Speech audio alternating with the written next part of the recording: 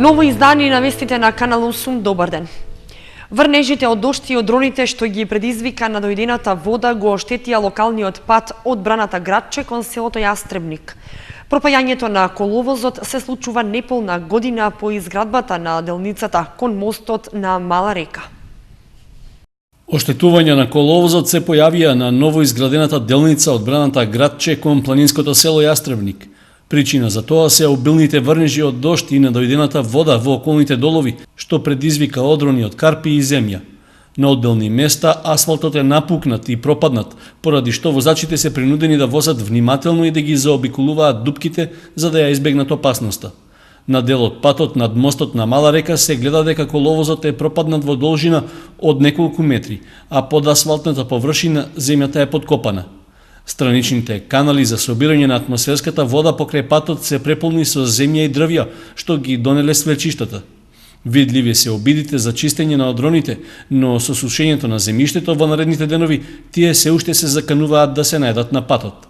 Изградбата на локалниот пат кон Јастребник беше заедничка инвестиција на општина Кочани и Агенцијата за поддршка во земјоделството и руралниот развој, при што во средината на минатата година беше завршена првата делница во должина од 710 метри и широчина од 4,5 метри. Целата инвестиција чинеше околу 4 милиони денари, а тогаш градоначалникот Димитровски најави дека изградбата на патот ќе проложи со втора фаза. Наредната фаза од овој пат е од мостот до Јастребник и тоа и овде ќе го поделиме на два дела. Едниот дел ќе биде надминување на горнините, оние мощни стрмите на горнини. Тоа ќе го направиме ние сами општината со сопствени средства уште во наредниот период при крајот на оваа година, а додека оној другиот дел кој што е порамниот дел до училиштето, односно до полјаната, до каде што и предвиден патот, ќе настојуваме заеднички со владата на Република Македонија, односно со некои од мерките кои што ги има оваа агенција. Освен кај патот кон Јастребник, попуштање на коловозот има и кон хотелот Градче во непосредна близина на стариот мотел. И овде е забележливо дека асфалтот е испукан и е понизок за околу 10 сантиметри од околната површина, поради што неопходно е внимателно возење. Земјоделци од атарот на Видовиште се жала дека нивите им се под вода и годинава нема да ги засеат со ориз. Бараат помош од надлежното министерство за да обезбеди механизација за чистење на одводните канали. Се уште не се надминати последиците од поплавите што го зафатија Кочанскиот регион во почетокот на февруари. Во атарот на селото Видовиште најпогодени се околу 800 декари оризови површини, што се уште се под вода и во моментот не можат да се обработуваат. Земјоделците велат дека иако било договарано чистење на одводните канали и исцедување на нивите, тоа не се реализирало. Сега се соочуваат со проблем што не можат сами да го решат. Има некаде околу 700-800 декари што се поплавени под вода и тоа доста длабока вода, што нема шанси да истече од оризите додека со багер не се ископат вадите. Тоа есента во есенскиот период беше планирано, извадивме некаде околу 40 километри канали, требаше да се извадат со багер и нешто е стопирано, а затоа ја замолуваме владата, ако сака да пушти пари и багер за некое време да можат да бидат ископани вадите и да биде посејани тие земјоделски површини со ориз. Стојановски вели дека им била ветена помош од државата, но работите застанале од за нив непознати причини. Имаше некоја донација од владата 20 тона нафта и имаше проблем со плаќањето на ДДВ и акциза за тоа гориво што е и баравме од водостопанско предпријатие Брегалница. Тие не се некако заинтересирани. Површината у Видовиште е 2.500 хектари. 2.500 хектари, а дел од тоа е значи некаде околу 1000 декари се оризи, другото е крско. Народот се исели веќе, немат обстанок, нема канало, не пуштаме барање, они не ги сакат некоја нивна политика терат. Причина што Водостопанство Брегалница не реагира на барањата на земјоделците е што водната заедница од Зрновци во изминатите години направила големи долгови, што тешко можат да се подмират. Во меѓувреме, земјоделците од Видовиште во претходните години своите оризови ниви ги сееле со пипер и пченка, но родот бил поплавен и уништен поради водата во околните ниви. Велат дека сега живеат од млекопроизводство, но и таму имало намалување на количините, а со тоа и на приходите. Затоа, земјоделците од Видовиште веќе се договарале да организираат и протести, за да го свртат вниманието на надлежните во Министерството за земјоделство. Општина Виница не беше опфатена со воредната дератизација. За оваа мерка стана збор на последната седница. Локалната самоуправа тврди дека дератизација, како и другите мерки на заштита, се вршат во континуитет. Единствена општина од микрорегионот која не беше опфатена со вонредната дератизација минатата недела беше општина Виница. Ваква акција спроведе Центарот за јавно здравје во Кочани, Чешиново, Блешево и Зрновци, согласно заклучоците на Комисијата за заразни болести при Министерството за здравство и по барање на градоначалникот на Кочани Радко Димитровски. На седницата на Советот на општина Виница во петокот во Институтот Советнички прашања беше побарана информација за извршувањето на оваа превентивна мерка. Моето прашање до вас е дали се врши деретизација на канализационите мрежи и дали е извршена деретизација на депониите, односно дали општина Виница презема мерки за заштита од туларемијата. Поголем дел од општините во Источна Македонија, барем јас колку што знам, имат преземено мерки со деретизација, па ме интересира до каде е општина Виница. Градоначалникот Дончев вели дека по заложение на Државниот санитарен инспекторат во општина Виница во континуитет се врши чистење и санација на локациите каде се произведува вода, односно фабриките за вода и депониите. Че имаме задолжение од Државниот санитарен инспекторат, испочитувано, а ова продолжува во континуитет чистењето, одржувањето на местата каде што се произведува вода и на депониите. А дератизацијата е веќе завршена. Градоначалникот Дончев на последната седница информираше дека обврските се исполнети и кога во прашање се училиштата на подрачјето на општината. Училиштата секоја посебно има распишено тендер за дератизација и кај нив е веќе завршено, пошто се врши два пати годишно. Во првото полугодие и на почетокот на второто полугодие. Пријава за туларемија на ниво на целиот регион за сега нема, а за граѓаните важат веќе препорачаните мерки за заштита. Две информации од општина Чешиново, Блешево. Советот ја одржи 28-та редовна седница. Пред советниците се најдоа информацијата во врска со припремите за пролетната сеидба на територијата на општина Чешиново, Блешево. Одлуката за усвојување на извештајот од проценката на штетата од елементарна непогода поплави. Одлуката за санирање на последици од поплави од конто 413-110 АО, како и одлуката за усвојување на стратегија за управување со ризици. Во вторник, со почеток од 12 часот, во салата за состаноци во општинската зграда во Блешево, ќе се одржи трибина на тема Јавен повик први 2015 од ИПАРТ, предпристапната програма на Европската Унија за помош на земјоделците и осигурување во земјоделството. Трибината ќе биде спроведена од страна на Агенцијата за потикнување на развојот на земјоделството во Кочани.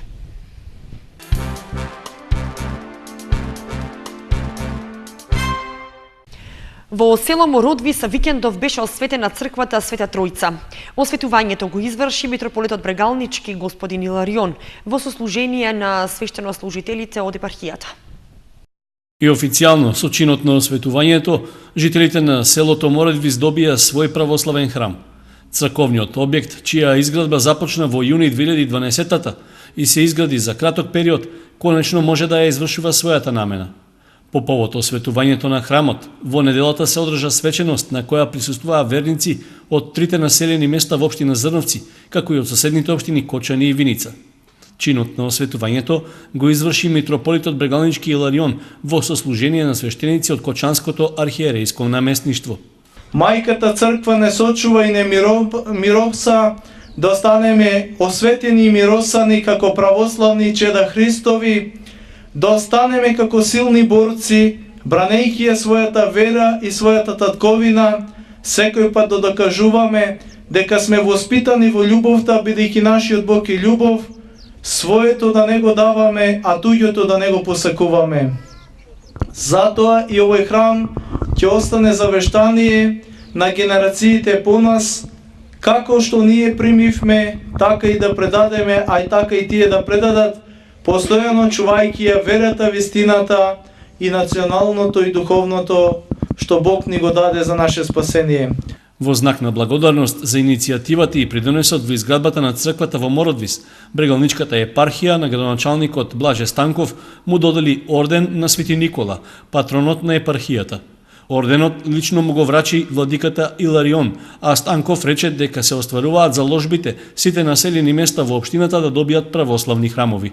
Ние овој храм им го должиме на нашите предци. Го должиме на нашата генерација. Го должиме на нашите деца. И еве, со Божја помош успеавме. Успеавме и со големата подршка од вас, инспирирани од вашата голема и неизмерна љубов кон Бога и грижата за духовниот растеж на својот народ. Освен во Мородвис, напредува и изградбата на црквата посветена на Свети Климент Охридски во селото Видовиште. Според најавите од локалната самоуправа на Зрновци, се очекува во блиска иднина и таа да биде осветена. Викендов се одржа регионалниот надпревар по математика за учениците од основното образование. Домакин на надпреварот беше основното училиште Климент Охридски од Облешево, а најдобрите ученици ќе учествуваат на државниот надпревар. Во саботата во основното училиште Климент Охридски во Облешево се одржа регионалниот надпревар по математика за учениците од 4 до 9 одделение. На надпреварот учествуваа вкупно 205 ученици од сите основни училишта од општините Чешиново, Облешево, Кочани, Виница и Зрновци.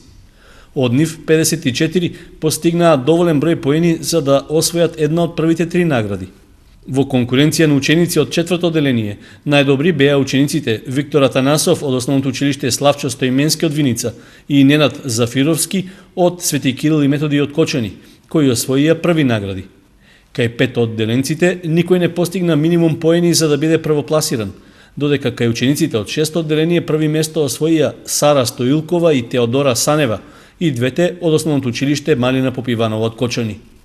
Минималниот број поени за прво место не беше постигнат ниту кај 7 одделенците, а кај учениците од 8 одделение најдобар беше Симон Анастасов од училиштето Славчо Стоименски од Виница. Првите 3 награди кај учениците од 9 одделение им припаднаа на надпреварувачите од основното училиште Никола Карев од Кочани, при што првата награда ја освои Александра Божинова. Најдобрите ученици од надпреварот ќе учествуваат на државниот надпревар по математика. Основното училиште Климент Охридски од Облешево се покажа како добар домакин и успешен организатор на надпреварот, за што доби пофалби од учесниците.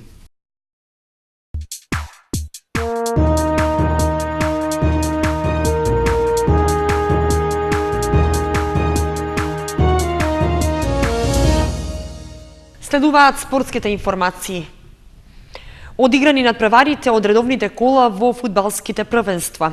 Кочани ги загуби шансите за одбрана на титулата во женската фудбалска лига, откако загуби на домашен терен од Драгон. Осогово пак продолжува со лошата игра. Кочани е веќе поранешен шампион на Македонија во женски фудбал. Големото дерби на Никола Мантов, што директно решаваше за освојување на титулата, им припадна на гостинките од Скопје со резултат 0:2, полувреме 0:0. Стрелци на головите за Драгон беа Марковска во 48-та и Атанасова во 80-та минута од пенал.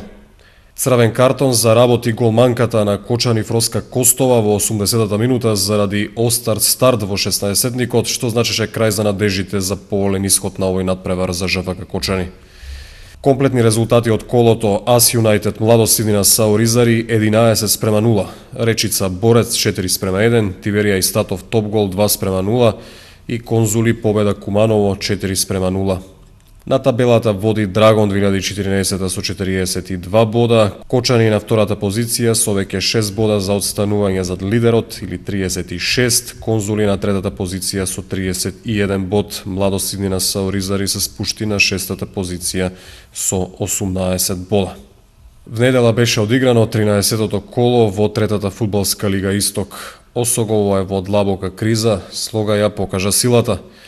Брегалница Голак напредок Здравје Радово 3:0, Тиверија Работник Џумајлија 1:4, Баби Осогово 2:0, 14 октомври 1946, Слога 1934 0:9 и Каменица Саса Белазица 0:3 се резултатите од надпреварите одиграни в сабота Среда ќе се комплетира колото со единствениот заостанат надпревар помеѓу Овче поле и Плачковица. На табелата без посериозни промени води Беласица со 33 бода, пред Плачковица со 28, трета напредок Здравје Радово со 24, следуваат Овчеполе, Баби, Брегалница, Голак и Каменица Саса. Осогово се спушти дури на 8-та позиција со 17 бодови, следуваат Работник Джумајлија, Тиверија, Стоглед 134-та е 11-та со 7 бода и последен без бодови е 14 октомври 1946-та. 17-то коло во втората македонска футсал лига. Резултати: Кратово Овчеполе 6:1, Бели Шкупи 2:8, Цико Шкендија 8:2 и Богородица Гемиджи 4:1. Слободна беше екипата на Рудник Саса. Табелата ја предводи Шкупи со 37 бода, пред Цико со бод за останување, трете Кратово со 35, четврата Шкендија со 28. Втората половина од табелата ја предводи Рудник Саса со 26 бода, следува Овчеполе со 15, Бели е 7 со 12 бода, Гемиджи се 8 со 6, колку што има и последно пласираната Богородица. Со тоа Шкупи, Цико и Кратово го обезбедија своето учество во плей-офот. Во 18-тото, односно последно коло, ќе биде позната и четвртата екипа која продолжува во плей-офот. Во лоши временски услови на Пониква се одржа Осоговскиот велеслалом. Манифестацијата беше возобновена по 2,5 децениската пауза, а од година во година добива на квалитет и масовност. Магла, силен ветар и врнежи од снег на Пониква на годинешниот Осоговски велеслалом. Временските услови не им беа наклонети на организаторот и надпреварувачите, но и во такви околности манифестацијата имаше одлично издание, а таква е оценката и на организаторот. Надпреварот беше најдобар до сега организиран. Помина безпрекорно. Значи, ние не очекувахме некој да се повреди или било што, значи такмичењето е најуспешно и такмичарите си ги зазедо своите места, оние кои беа недобрите. Плановите на организаторите на Осоговскиот велеслалом за следната година се уште поамбициозни. Планираме ова традиција да си остане, веќе 2013 организиравме, 2014 заради снегот што го немаше, не можевме да организираме. Ова година направивме уште подобар слалом, велеслалом, така да наредната година се очекува од цела Македонија да дојдат. Беа поканети од цела Македонија, но се погоди Плистерскиот велеслалом во исто време, кој денес се организира таму и затоа не дојдоа од Битола, од другите градови. На Осоговскиот велеслалом се надпреваруваа скијачи во категориите цицибани, јуниори, јуниорки, младинци, младинки и ветерани. Временските услови на планината Осово се многу лоши. Снег имаше на почетокот на тргите, имаше врнежи од дожд, сега снег, стазата е заледена, многу надпреварувачи добри и лоши, без разлика колку добро скијат, поради лошата стаза не успеа да стигнат до целта. Но важно и како што гледате има многу луѓе, многу надпреварувачи од Штип, од повеќе градови. Важно дека има дружба, има и од Скопје, дека се дружиме, се најубаво. Да. И така се поттикнува развојот на зимскиот туризам на оваа планина, затоа што е наше богатство од источниот дел на Македонија. Овој велеслалом мислам дека беше одличен и покрај лошите временски услови надпреварувачите успеа да стигнат до целта со малку потешкоти. Сепак најважно беше да имаме дружба, соработка и да си поминеме убаво. Со спортот се занимавам од 2 години, но на надпревар сум прв пат. Тазата е добра, сите дадовме од себе се што можеме. И се надевам дека ќе ги освоиме наградите. Јас настапив со број 57 во категорија на ветерани прв пат. И мислам дека стазата не беше лоша. Треба да биде ова традиција, мислам дека има голем капацитет да се одржува ова традиционално секоја година и мислам дека можеше и порано да биде. Осоговскиот велеслалом беше обновен во 2013 година, поточно 26 години. Во тој период важеше за реномирана зимска манифестација, а целта со возобновувањето е враќање на нејзиниот некогашен сјај. Спортскиот викенд донесе надпревари во кошарка и пинг-понг, како и мечеви во карате и борење. Димитар Јакимов освои златен медал на меѓународниот карате турнир Тигар Газибаба 2015. Викендов беше одиграно 15-тото коло во втората македонска кошаркарска лига. Баскет Дино загуби дома од Тетекс ТТК со резултат 85-93. Останати резултати од колото: Шкупи Пелистер 95-66, Борец Баскет Т-Баскет 74-54, Радовиш Вардара Паве 82-67 и Михајловски Бест 64-85. Слободен беше Црндрим, води Т-Баскет со 26 бода, пред Радовиш, Борец, Тетекс, Бест, Вардара Паве, Пелистер, Михајловски, Шкупи и Црндрим. Баскет Дино останува на последната 11-та позиција. 11-то коло во втората македонска пинг-понг лига, резултати: Струмица Мултитекс 5-4, Девер Мало Крушево 5-0, Скопје Рисови Кочани 2-5, додека над преверот Рома Шутка Винспин беше заведен со резултатот 0-5.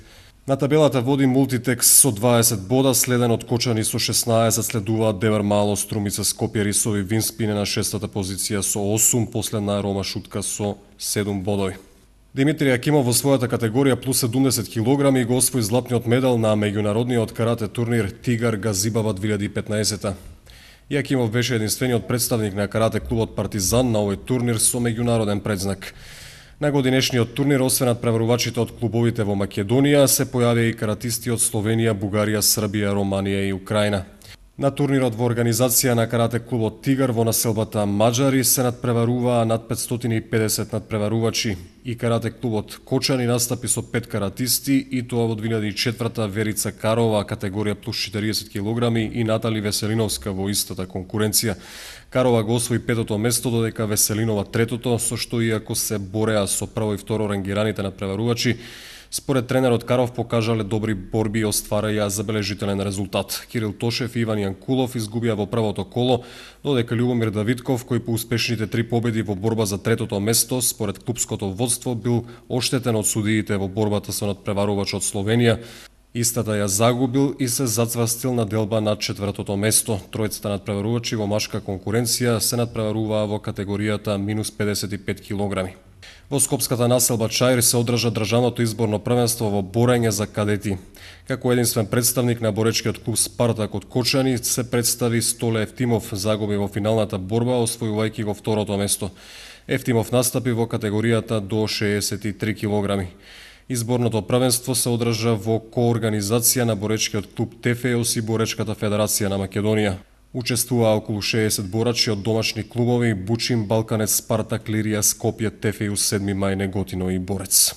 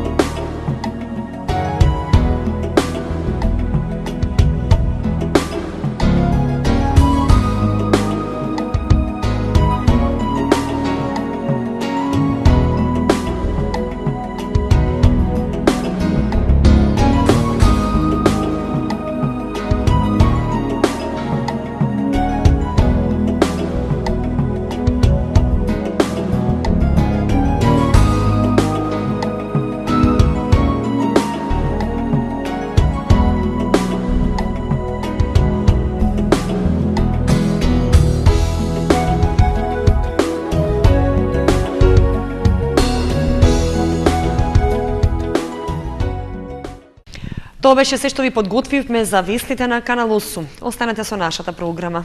Довидување.